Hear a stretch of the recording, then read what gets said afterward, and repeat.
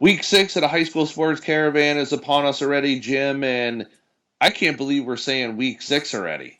Yeah, inside the high school sports caravan in their sixth edition. And yeah, the season has moved by rather briskly. And, when you get the 3 games in before Labor Day, that kind of tells you exactly where you're at. But yeah, week 6 coming up this week and some pretty big games coming up on the docket this week.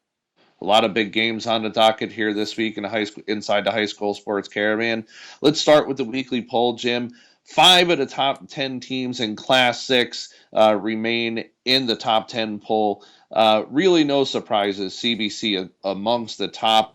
Uh, CBC destroyed Chaminade last week, a team out of Class 5 who's still in the top 10 in Class 5. But my question for you at this point, Jim, is anybody going to beat CBC this year?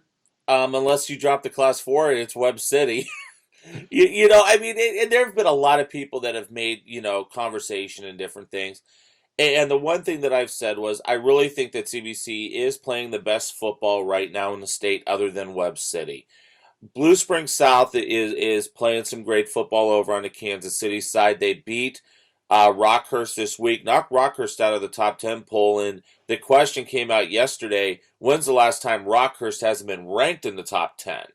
But right now, I don't know if there is somebody that could beat, CBC. Francis Howell's defense, I think, is on par with CBC, but I think it'd be a great matchup. The unfortunate thing is we wouldn't see that till state championship.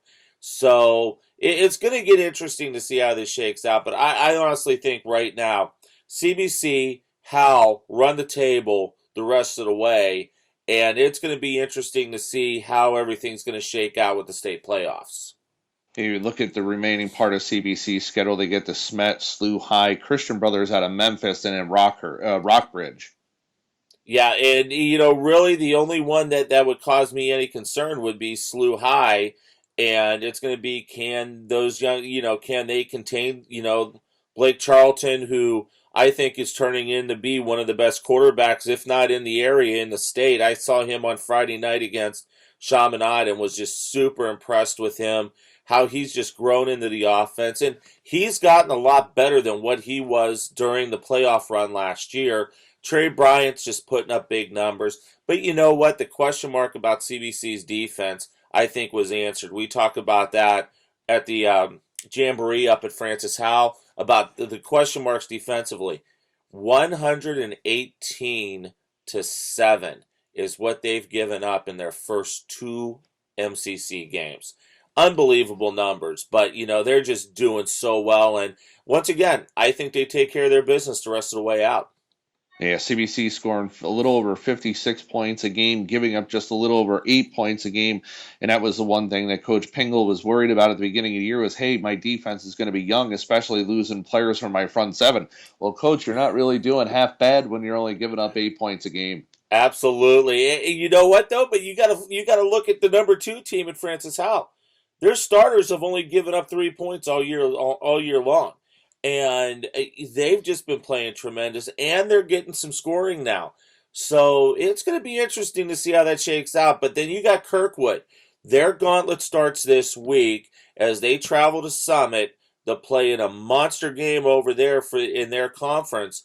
And I'm telling you, Kirkwood's going to be in for a tussle this week. Don't count them running the table either. They've got a tough stretch of games coming up. Yeah, I was going to get into that team a second. You were talking about Francis Howell, Jim, and the one thing that concerns me about Francis Howell is the fact that Coach Koch has to use one of the brothers in order to get one of the gosh, I can't remember their name. The This is a brain print. Perkins. Yeah, one of the Perkins. I mean, they've been only there for forever. Really, the only way they've been able to get into the end zone lately is using one of the Perkins brothers to score. Inconsistent play from Clinton White at the quarterback position has to be concerning to this team, considering they're more than halfway through the season and they're not really getting as much production from the quarterback position as maybe they thought. Didn't we have this same conversation 12 months ago about Francis Howe? About how offensively they were still trying to find their way a little bit, and then defensively was getting the job done.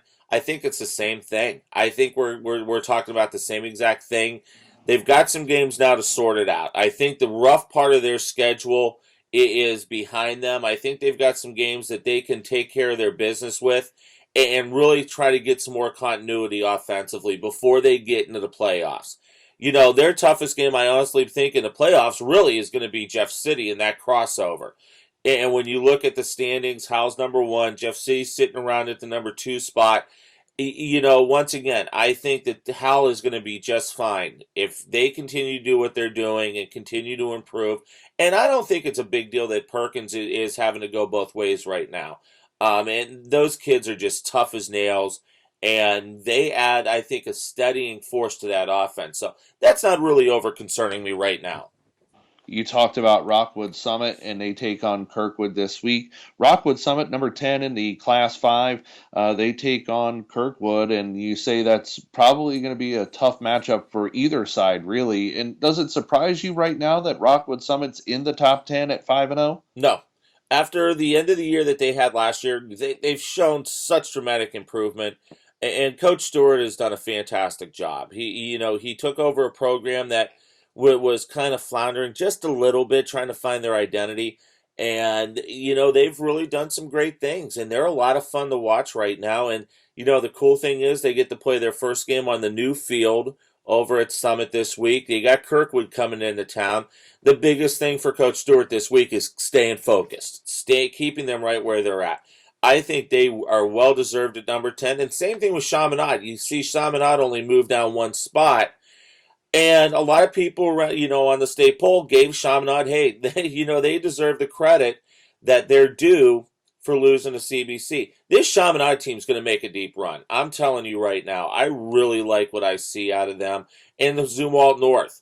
When you talk about those schools in Class 5, you've got some people that can take care of their business. But once again, though, you've got to go through Battle, who's the number 2 team, and then you got to play Fort Osage, who has just taken no prisoners out on the KC side.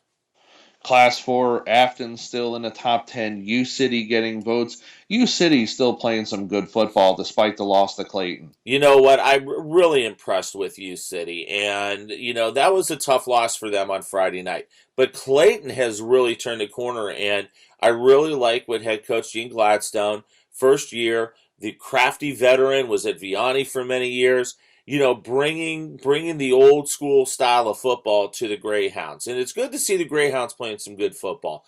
They haven't really been right where they needed to be since back in the early 2000s when Jairus Bird played for them.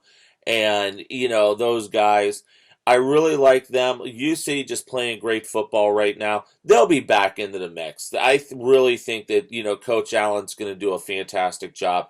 Afton right where they need to be. Westminster, once again, they continue to just play great football. And, a lot of credit goes to Corey Snyder. Corey Snyder has just been a phenomenal head coach for Westminster.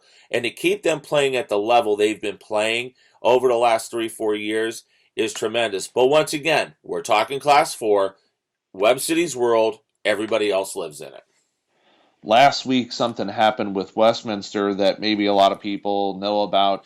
The town did not approve them getting lights, and I think that's absolutely disappointing. The fact that a town would not allow one of the local high school programs not have lights, just for the sheer importance of getting families get in for football games and stuff like that. What's your opinion on that? Well, you know my opinion on it. I think it's ridiculous. You know what? Kids play high school football to play on Friday night under the lights in front of a home crowd to get excited and to really enjoy what high school sports are all about and to celebrate high school football.